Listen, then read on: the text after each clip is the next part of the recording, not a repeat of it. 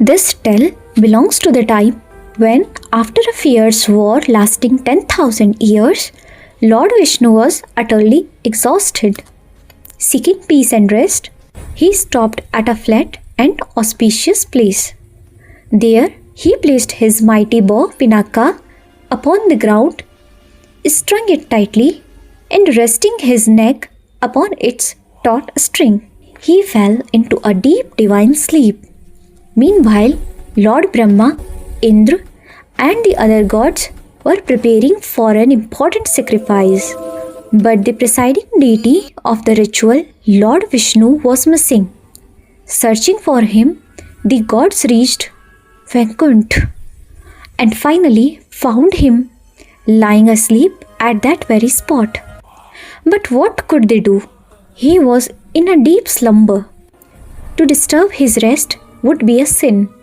Yet the sacred sacrifice could not proceed without him. The gods were trapped in a dilemma of dharma. Then the creator, Lord Brahma, devised a plan. Using his divine power, he created a tiny termite and instructed it to gnaw through the string of Lord Vishnu's bow.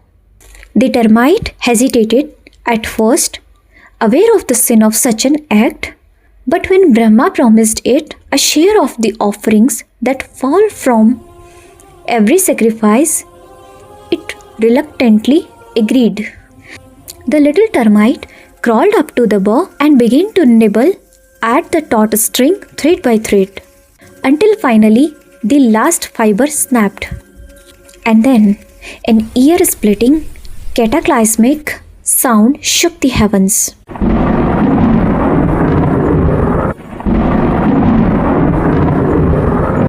The released tension of the bow hurled its upper limb forward with immense force, so violently that it struck Lord Vishnu's neck, severing his head from his body. Before any god could figure out what had happened, the severed head flew off and fell into the ocean of salt, the Lavan Sagar. The entire cosmos trembled. The three worlds resounded with cries of grief. The gods, seeing their Lord and Protector Vishnu headless, began to weep in despair. When no remedy seemed possible, they all turned in devotion to the Supreme Mother Adi Shakti Mahamaya Bhagavati and began to sing her praises. Moved by their lamentation, the goddess appeared as a celestial voice from the sky.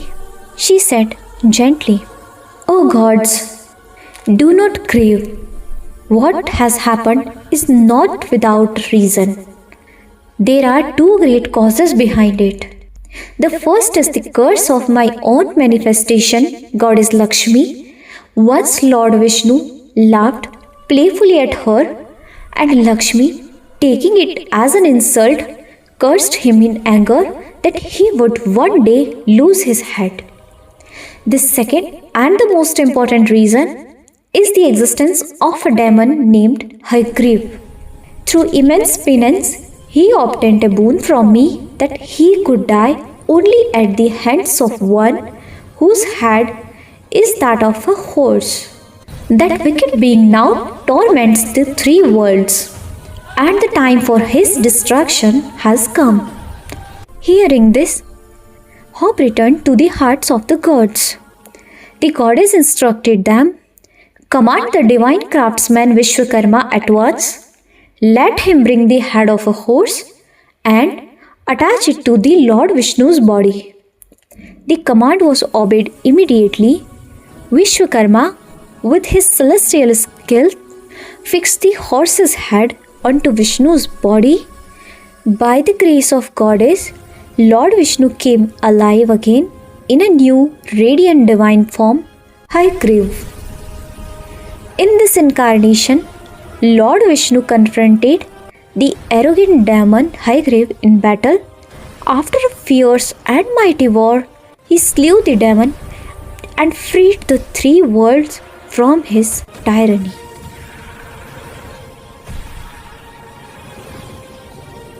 If you enjoyed this story, please give it a like, share it with your friends, and subscribe to join the Bhakti Doodles family.